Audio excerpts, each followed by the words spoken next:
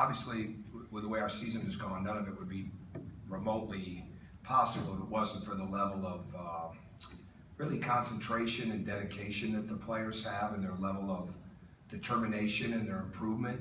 There's no way around that. I mean, they've done nothing but gotten better throughout the year, and I can see it even this week. But I also want to make sure that everybody out there understands how great a staff that I get to work with, that we have here. And you hear it from the players, you hear it from me, but at the end of the day, I've worked with some great staffs, and our staff last year was outstanding. This is as good a staff as I've ever been with, and for a lot of reasons, from top to bottom. And the contributions that these coaches make, especially starting with Tim Buckley and Chuck Martin and Rob Judson and Jay Grossman, who's been here since day one, Brett Berman, obviously what we have when it comes to Tim Garl, what we have when it comes to Marty Mooney, what we have when it comes to Lionel Anderson. Beth, who's back now from her maternity leave. Everybody that's a part of this has not only done a great job in their role, but they've helped other people with theirs. And to me, when you have coaches like we have, in the sense of the way that Tim and Rob and Chuck can teach, the way that they can inspire, the game planning and the scouting that they do is extraordinary. Obviously the recruiting, but they're a huge, huge part of the development of this team. And to me, one of the things that always stood out to me, I know I've said this before, not lately, I don't think, but one of the things that always stood out to me when I was growing up, and then when I was coming up as a coach, and then being even a head coach, is the Indiana staff were always household names, not just in the state of Indiana, but anybody that paid attention to it. Obviously, Bob Knight was a household name around the world, but all the coaches that were part of those staffs, they were highly respected, and that's what I've always wanted to have happen here, for the people that were on this staff, and I hope that it is, because we've had guys like Steve. I knew we were going to miss Steve a lot, and the ability to move Rob up has just paid enormous dividends, because losing Steve was going to be a blow, just like a year ago losing Janae, it was going to be a blow. And Chris Virtue stepped in last year and did fantastic, and then in comes Lionel, and now Stephen Houston working with him, and we just keep getting better and better. So I wanted to say that because anytime, I said this on the radio show the other night, anytime you get awards as a group, or anytime you win a championship as a group, there's a lot of reasons. And I know it's we're looking for the when did this turn, when did that happen? It happens over a period of time because everybody stays really consistent with their teaching, they stay consistent with their dedication, and they bring it every day. And that's exactly what this staff is doing. So as far as our week, and then I'll open it up to questions, we feel good about the way that we're preparing. We're preparing for both games, for both teams in the first game, but we're also preparing ourselves. And I think we've had a good week. I didn't look at this and say, okay, let's get ready for Michigan one day, Northwestern the next. We do enough in the last 2 days to get a good feel. So tomorrow, when we get on the court in practice or walkthrough, depending on how we do it, it's really just reviewing again, other than if there's something new that's been added between the last games and tomorrow. And at the same time, we've made ourselves better. And when we study the film and we get on the court, you start with your best players, in the sense of certainly starting with Yogi in the sense of what he needs to improve on. And when he's jumping on that, there's no reason for anybody else not to. And that's why I feel good about our week. We haven't overdone it by any stretch. Most of the guys didn't go on Monday, even though they stretched and did the cold tub and all that type of stuff. But we did work out a group of guys. Yesterday was a lot of movement and offense, not contact, and today we had a live practice. And tomorrow we'll go relatively short and sweet and crisp to get ready to play on Friday. Rob Johnson is making strides. I can't predict where it's going to be. It's still too early for that, but there's no question that he's making strides. Jawan is better, even though I'm being extra cautious with him. And at the same time, he's definitely doing pretty much everything that we're doing right now, so we fully expect that not to change. And everybody else just keeps making progress. So, go ahead. You guys have a little bit more time, but what kind of challenges does the double bye present? We're going to challenge us. We don't look at it like that. I mean, it just is what it is. It's the next time we play. So the only difference is you don't know who you're playing.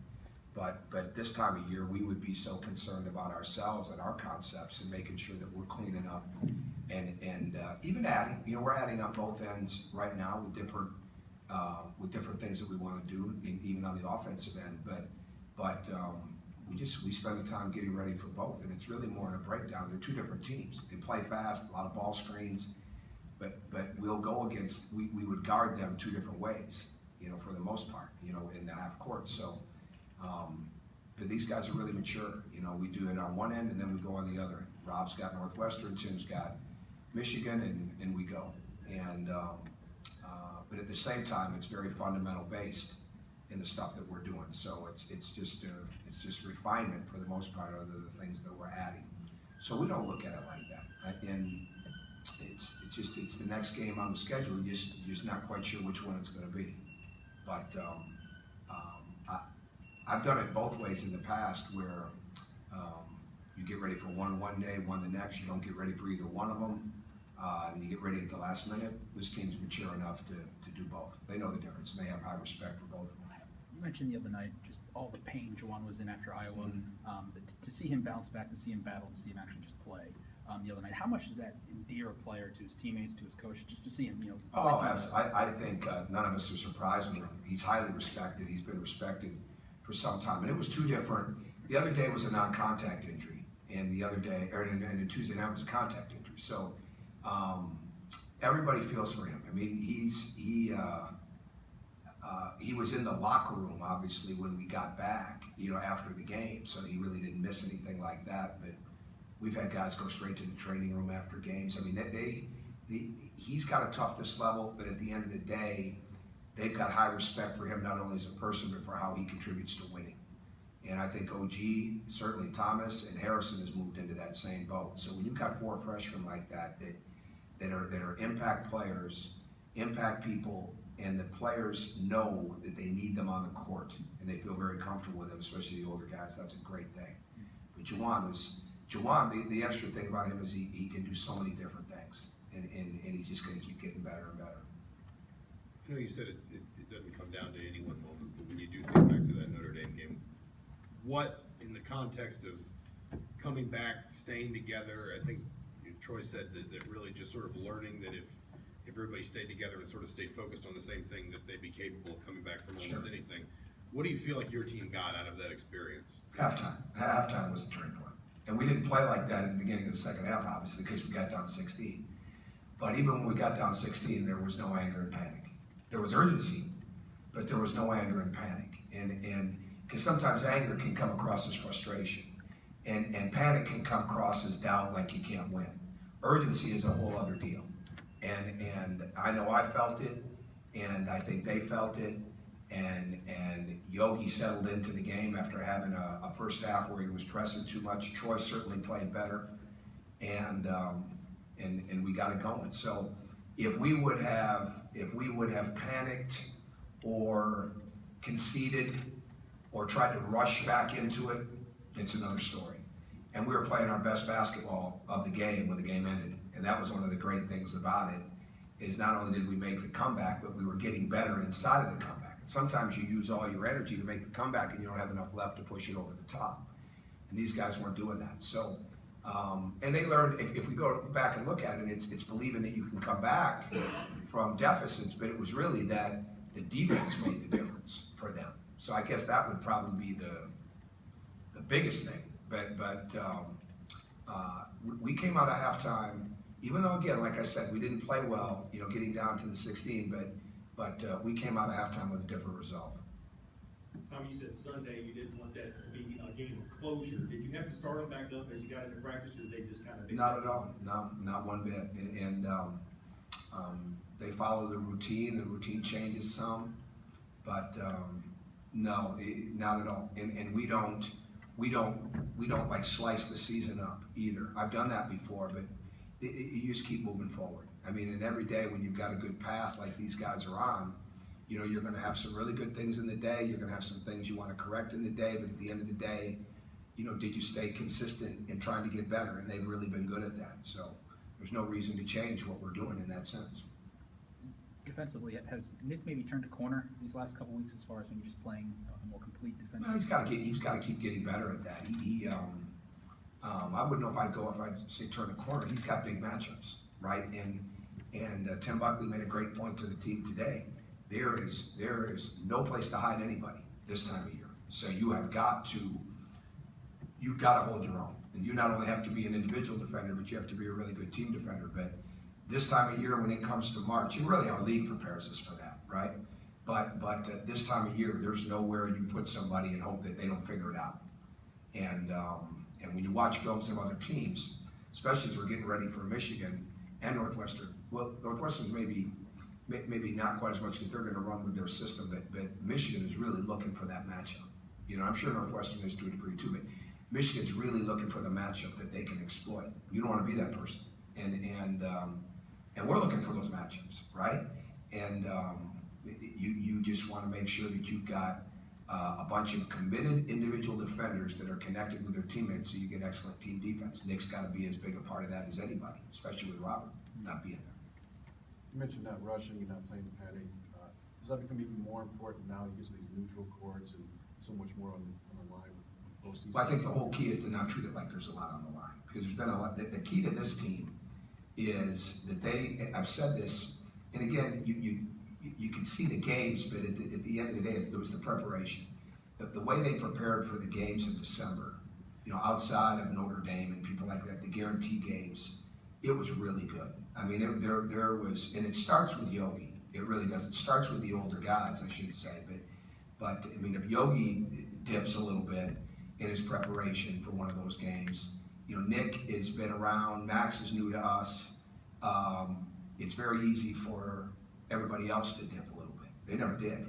And so the bottom line is this team has taken every game with a high level of seriousness.